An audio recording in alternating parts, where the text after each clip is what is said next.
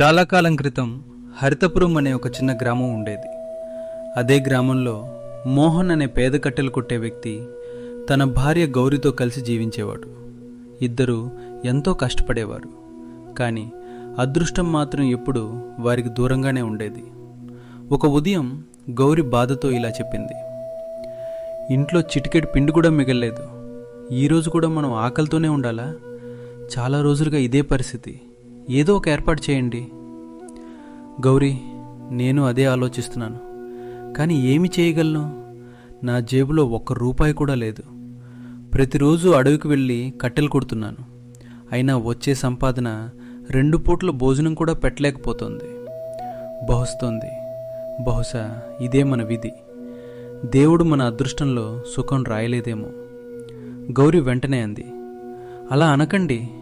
మోహన్ ఆమెను ఓదారుస్తూ చెప్పాడు, దేవుడు ఆలస్యం చేస్తాడేమో కానీ అన్యాయం మాత్రం చేయడు. నువ్వు బాధపడకు. ఈరోజు ఇంటికి తిరిగి వచ్చే వరకు మనకు తినడానికి ఏదో ఒకటి సంపాదించి వస్తాను అని చెప్పి తన పాత గొడ్డలను తీసుకుని అడవి వైపు బయలుదేరాడు. మార్గమంతా అతని మనసులో ఒకటే ఆలోచన, ఓ దేవుడా, ఈరోజు నాకు సహాయం చేయి. నా భార్యని ఇలా బాధపడుతూ చూడలేకపోతున్నాను. ఈరోజు ఎక్కువ కట్టెలు కొట్టే అవకాశం కల్పించు. వాటిని అమ్మి కొంత డబ్బు సంపాదించి ఇంట్లో భోజనం వండేలా చెయ్యి. ఇలా ప్రార్థిస్తూ అడవికి చేరుకున్నాడు. అక్కడ ఒక పెద్ద చెట్టు దగ్గర కట్టెలు కొట్టడం ప్రారంభించాడు. కొంతసేపు అన్నీ సాధారణంగానే సాగాయి. అకస్మాత్తుగా అతని చెవికి ఒక చిన్నారి ఏడుపు వినిపించింది. మోహన్ గొడ్డలు నాపి ఆశ్చర్యంగా అన్నాడు, ఇది ఏ శబ్దం? ఎవరో చిన్నపిల్ల ఏడుస్తున్నట్టుంది. కానీ అడవి మధ్యలో చిన్నపిల్ల ఎలా ఉంటుంది? అతను జాగ్రత్తగా వినసాగాడు. మళ్ళీ ఆ ఏడుపు వినిపించింది. చుట్టూ వెతుకుతుండగా కొంత దూరంలో ప్రవహిస్తున్న నది కనిపించింది. నది ఒడ్డున ఒక పెద్ద బుట్ట చిక్కుకునుంది. అతను ఆశ్చర్యంగా అన్నాడు, అరే, ఈ శబ్దం ఆ బుట్టలో నుంచే వస్తుందా? అతని గుండె వేగంగా కొట్టుకోవడం మొదలైంది. వెంటనే నది ఒడ్డుకు పరిగెత్తాడు. దగ్గరికి వెళ్లే కొద్దీ చిన్నారి ఏడుపు మరింత స్పష్టంగా వినిపించింది. మోహన్ జాగ్రత్తగా ఆ బుట్టను నీటి నుంచి బయటకు తీశాడు. బుట్టపై ఒక పాత గుడ్డ కప్పి ఉంది. వణుకుతున్న చేతులతో ఆ గుడ్డను తొలగించాడు. గుడ్డ తొలగించగానే అతను ఒక్కసారిగా ఆశ్చర్యపోయాడు. బుట్టలో ఒక చిన్న పసిబిడ్డ పడుకునుంది. పువ్వులా అందమైన ముఖంతో గట్టిగా ఏడుస్తోంది. మోహన్ కళ్ళలో నీళ్లు తిరిగాయి. ఓ దేవుడా, ఇది ఎంత క్రూరత్వం! ఇంత చిన్న అమాయక బిడ్డను నదిలో వదిలేయడానికి ఎవరి మనసు ఒప్పుకుంది? భయపడకు బిడ్డా, ఇక నుంచి నిన్ను ఒంటరిగా వదలను. నిన్ను ఎవరు వదిలేసినా ఈ రోజు నుంచి నువ్వు అనాథవి కాదు. దేవుడు నాకు ఈరోజు కట్టెల కంటే గొప్ప నిధినిచ్చాడు. నా దగ్గర డబ్బు లేకపోయినా నిన్ను ఇలా చనిపోవటానికి మాత్రం వదిలిపెట్టను. అతను బిడ్డను జాగ్రత్తగా బుట్టలో ఉంచుకుని ఇంటివైపు నడిచాడు. చాలా రోజుల తర్వాత అతని ముఖంపై మొదటిసారి చిరునవ్వు కనిపించింది. కొద్దిసేపటికి తన గుడిసె ముందు చేరుకుని గట్టిగా పిలిచాడు, గౌరీ, ఓ గౌరీ, త్వరగా బయటికి రా. నేనేం తీసుకొచ్చానో చూడు.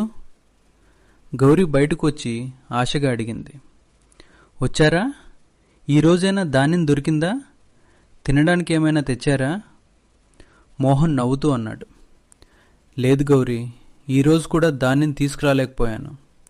కానీ దానికంటే ఎన్నో రెట్లు విలువైన దాన్ని తీసుకొచ్చాను అని చెప్పి బుట్టన ఆమె వైపు చాచాడు.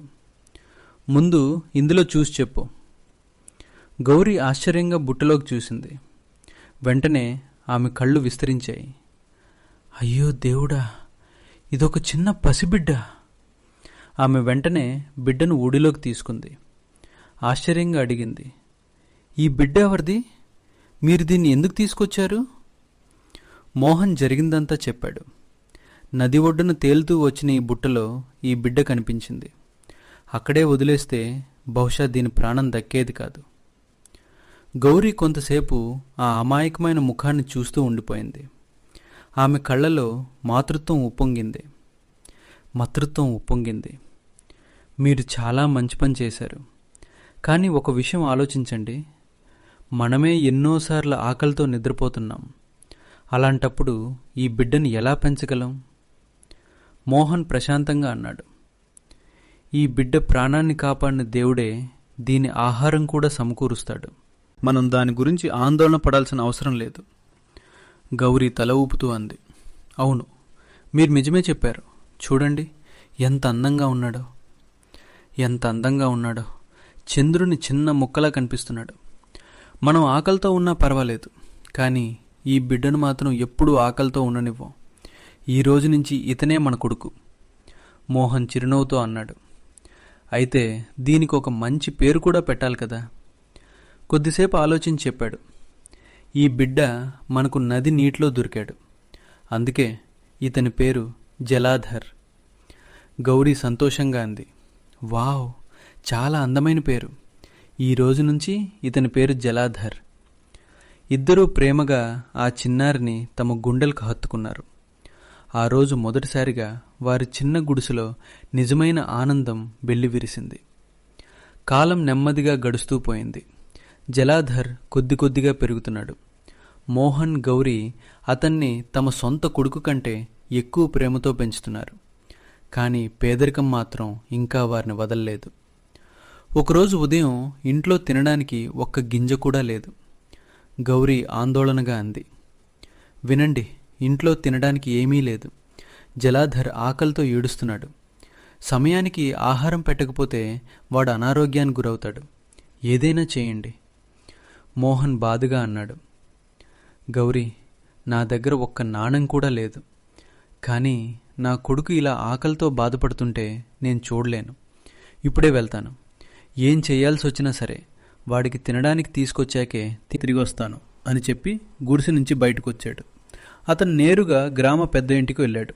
గ్రామ పెద్ద అతను చూసి వ్యంగ్యంగా అన్నాడు, అరే మోహన్, ఈరోజు అడవికి వెళ్ళలేదా, లేక దారి తప్పి నా ఇంటికి వచ్చేసావా? మోహన్ వినయంగా చేతులు జోడించి అన్నాడు, గ్రామ పెద్దగారు, నేను చాలా పెద్ద కష్టంలో ఉన్నాను. ఇంట్లో తినడానికి ఏమీ లేదు. దయచేసి నాకు కొంత డబ్బు అప్పుగా ఇవ్వండి. నేను కష్టపడి పనిచేసి మీ ఒక్క పైసా కూడా తిరిగి చెల్లిస్తాను. గ్రామ పెద్ద నవ్వుతూ అన్నాడు, నీ పాత అప్పే ఇంకా తీర్చలేదు, ముందు అది చెల్లించు, తర్వాత కొత్త అప్పు గురించి మాట్లాడుకుందాం. మోహన్ వేడుకుంటూ అన్నాడు. గ్రామ పెద్దగారు, నిజంగా నేను చాలా నిస్సహాయ స్థితిలో ఉన్నాను. అతను మధ్యలోనే అడ్డుకుని అన్నాడు, నీ కష్టాల కథలు నాకు చెప్పకు. మీరు అప్పుడప్పుడు నీళ్లు తాగి కూడా బతుకుతారుగా, మరి ఈరోజు భోజనం కోసం ఇంత ఆరాటం ఎందుకు? మోహన్ కళ్ళల్లో నీళ్లు తిరుగుతూ అన్నాడు, నేను నా కోసం అడగటం లేదు గ్రామ పెద్దగారు, నా కొడుకు కోసం అడుగుతున్నాను. వాడు ఆకలితో ఏడుస్తున్నాడు. అతని పరిస్థితి చూడలేకపోతున్నాను. గ్రామ పెద్ద అనుమానంగా అడిగాడు, ఒక విషయం చెప్పు మోహన్, ఈ అబ్బాయి నీకెక్కడ దొరికాడు? ఇన్ని సంవత్సరాలు మీకు పిల్లలు లేరు, మరి ఈ బిడ్డ ఒక్కసారిగా ఎక్కడి నుంచి వచ్చాడు? ఎవరైనా పిల్లాడిని దొంగిలించి తీసుకురాలేదుగా? మోహన్ వెంటనే తల ఊపుతూ అన్నాడు, లేదు గ్రామ పెద్దగారు, అలాంటి పాపం నేను ఎప్పటికీ చేయను. ఈ బిడ్డ మాకు నది ఒడ్డున దొరికాడు. ఎవరో కనికరం లేక వదిలేసి ఉంటారు. అతన్ని చూసి మాకు జాలి వేసింది, అందుకే ఇంటికి తీసుకొచ్చాం. గ్రామ పెద్ద ఎగతాళిగా నవ్వుతూ అన్నాడు, అయ్యో ఎంత దయో, మీ ఇంట్లో తినడానికి తిండి లేదు, కానీ అనాథ పిల్లల్ని మాత్రం పెంచాలనుకుంటున్నారు. మోహన్ వినయంగా అన్నాడు, మీరు నన్ను ఎన్ని మాటలైనా అనండి, కానీ దయచేసి నాకు సహాయం చేయండి. ఇది నా కొడుకు ప్రాణానికి సంబంధించిన విషయం. కొద్దిసేపు ఆలోచించిన గ్రామ పెద్ద లోపలికి వెళ్ళి కొన్ని నాణేలు తీసుకొచ్చాడు. ఆ డబ్బును మోహన్ చేతిలో పెడుతూ అన్నాడు, సరే, ఈ డబ్బు నేను నీకు అప్పుగా ఇస్తున్నాను, కానీ గుర్తుపెట్టుకో, వచ్చే నెలలోపు వడ్డీతో సహా మొత్తం డబ్బు నాకు తిరిగి ఇవ్వాలి. ఒక్కరోజు కూడా ఆలస్యమైతే నీ ఈ గుడిసె నాదైపోతుంది. మోహన్ కృతజ్ఞతతో చేతులు జోడించి అన్నాడు, ధన్యవాదాలు గ్రామ పెద్దగారు, మీ ఒక్క పైసా కూడా మిగలకుండా తిరిగి చెల్లిస్తాను అని చెప్పి మోహన్ వెంటనే మార్కెట్ పరిగెత్తాడు. అక్కడ కొంత బియ్యం, కొంత పిండి, జలాదాతృ కోసం పాలు కొనుగోలు చేశాడు. సామాను కొనుగోలు చేసి మోహన్ ఆనందంగా ఇంటికి తిరిగి వచ్చాడు. గౌరీ, చూడు, నేను సామాను తీసుకొచ్చాను. నిజమా? కానీ మీకు డబ్బులు ఎక్కడి నుంచి వచ్చాయి? అప్పుడు మోహన్ జరిగిన విషయమంతా ఆమెకు చెప్పాడు. అది విన్న గౌరీ ముఖంలో ఆందోళన కనిపించింది. గ్రామ పెద్ద అంత తేలికగా డబ్బిచ్చాడంటే నాకు నమ్మకం రావడం లేదు. అతను స్వార్థం లేకుండా ఎప్పుడూ ఎవరికీ సహాయం చేయడు. మోహన్ అన్నాడు. నాకు అతనిపై నమ్మకం లేదు. కానీ ఇప్పుడు మనకు అత్యంత ముఖ్యమైనది మన బిడ్డ. అతని ముందు మిగతా విషయాలన్నీ చిన్నవే అని చెప్పి గౌరీ వెంటనే పాలు వేడి చేసి చిన్న జలాధర్కు తాగించింది. పాలు తాగగానే ఆ చిన్నారి చిరునవ్వు నవ్వాడు. కొద్దిసేపటికే ప్రశాంతంగా నిద్రపోయాడు. ఆ దంపతులిద్దరూ ప్రేమగా అతన్ని చూస్తూ ఉండిపోయారు. గౌరీ చిరునవ్వుతో, చూడండి ఎంత హాయిగా నిద్రపోతున్నాడో. మోహన్ నిట్టూర్చుతూ, అవును గౌరీ, కానీ ఒక విషయం నన్ను చాలా బాధిస్తోంది. మనం మన కడుపు నింపుకోవడానికే ఎంతో కష్టపడుతున్నాం. అలాంటప్పుడు ఈ బిడ్డ భవిష్యత్తుని ఎలా నిర్మించగలం? గౌరీ ధైర్యంగా చెప్పింది. జనం ఏం చెప్పినా నాకు పట్టదు. మన బిడ్డ కోసం ఎంత కష్టమైనా భరిద్దాం. మోహన్ కూడా దృఢంగా అన్నాడు. నేను ఒక నిర్ణయం తీసుకున్నాను. ఇక నుంచి ఇంతకంటే ఎక్కువగా కష్టపడతాను. పగలైనా రాత్రైనా పనిచేస్తాను. కానీ మన కొడుక్కి ఎప్పుడు ఏ లోటు రానివ్వను.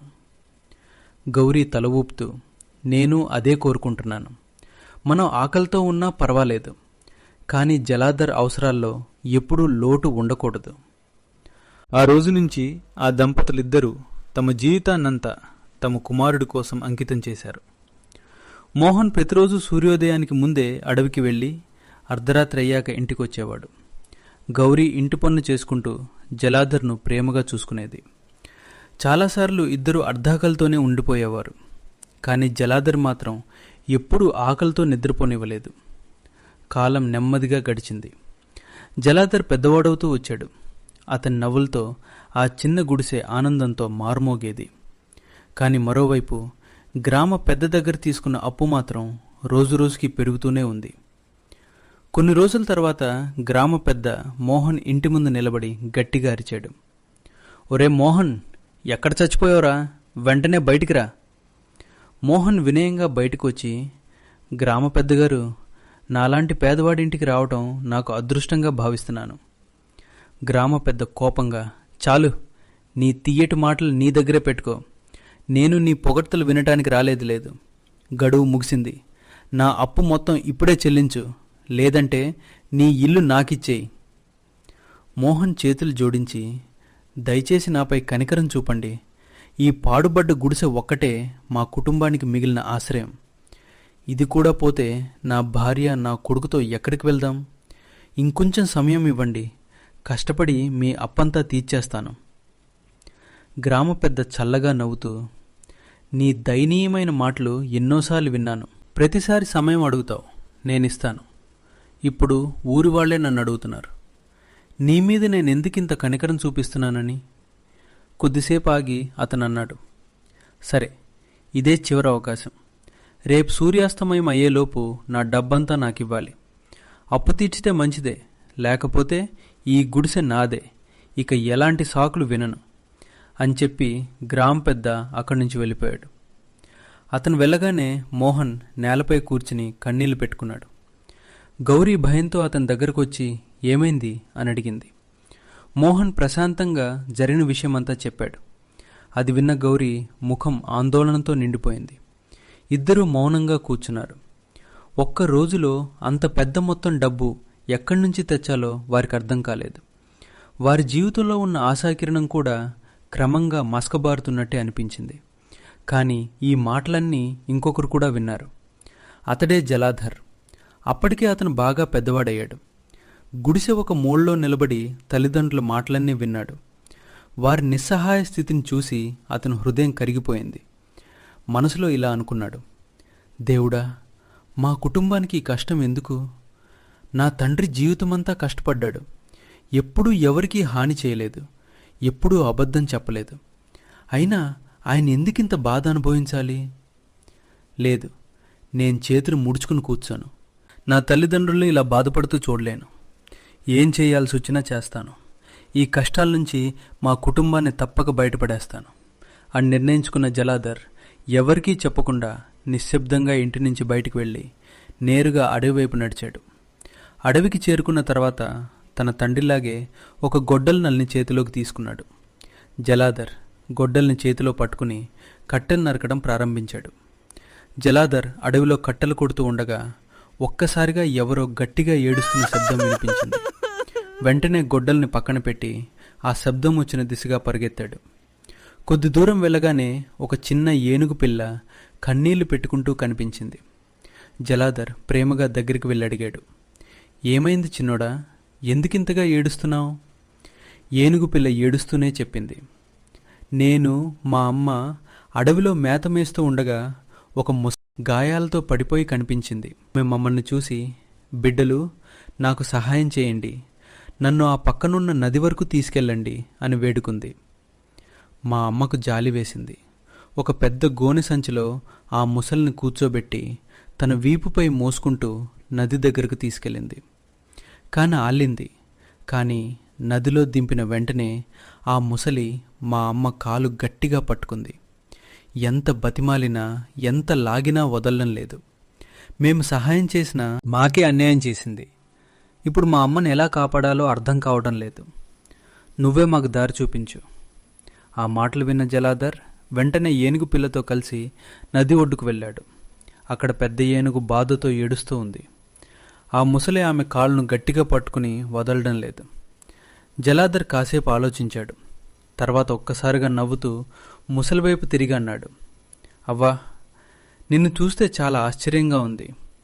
నువ్వు ఇంత పెద్దగా ఉన్నావు, కానీ ఈ చిన్న గోనె సంచిలో ఎలా కూర్చున్నావు? నిజంగా అది ఎలా సాధ్యమైందో నాకు అర్థం కావడం లేదు. ముసలి గర్వంగా నవ్వింది.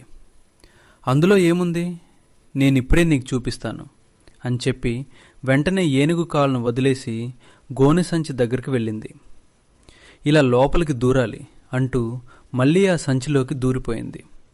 అదే అవకాశం కోసం ఎదురు చూస్తున్న జలాధర్ వెంటనే గట్టిగా అరిచాడు, ఇంకా చూస్తున్నావేంటి, వెంటనే సంచిని గట్టిగా తొక్కు. పెద్ద ఏనుగు ఒక్క క్షణం కూడా ఆలస్యం చేయకుండా తన బలమైన కాలితో ఆ గోనె సంచిని గట్టిగా తొక్కింది. ఆ దెబ్బకు సంచి గిరిగిరా తిరుగుతూ నేరుగా నదిలో పడిపోయింది. ప్రవాహం బలంగా ఉండడంతో ఆ ముసలి నీటిలో కొట్టుకుపోయి కనిపించకుండా పోయింది. పెద్ద ఏనుగు ప్రాణాపాయం నుంచి బయటపడింది. ఏనుగు పిల్ల ఆనందంతో ఎగిరి గంతులేసింది. పెద్ద ఏనుగు జలాధర్ దగ్గరకు వచ్చి కృతజ్ఞతతో చెప్పింది, బాబూ, నీ తెలివి వల్లే నా ప్రాణం దక్కింది. నీ ఉపకారం నేనెప్పటికీ మర్చిపోలేను. నీకు ఒక బహుమతి ఇవ్వాలనుకుంటున్నాను అని చెప్పి ఎన్నో సంవత్సరాలుగా ఒక రహస్య ప్రదేశంలో దాచిపెట్టిన బంగారు కడ్డీని తీసుకొచ్చి జలాధర్ చేతిలో పెట్టింది. జలాధర్ వినయంగా నమస్కరించి ఆ బహుమతిని స్వీకరించాడు. సంతోషంగా ఇంటికి చేరుకుని బంగారు కడ్డీని చూసిన మోహన్ ఆశ్చర్యపోయాడు. ఇది నీకెక్కడ దొరికింది అని అడిగాడు. జలాధర్ అడవిలో జరిగిన సంఘటన మొత్తం వివరంగా చెప్పాడు. మోహన్ కళ్ళలో ఆనంద బాష్పాలు మెరిశాయి. మరుసటి రోజే ఆయన ఆ బంగారు కడ్డీని అమ్మి వచ్చిన డబ్బుతో సావుకారు దగ్గరున్న అప్పు మొత్తం తీర్చేశాడు. అప్పుల బాధ నుంచి విముక్తి పొందిన ఆ కుటుంబం మళ్లీ సంతోషంగా జీవించడం ప్రారంభించింది.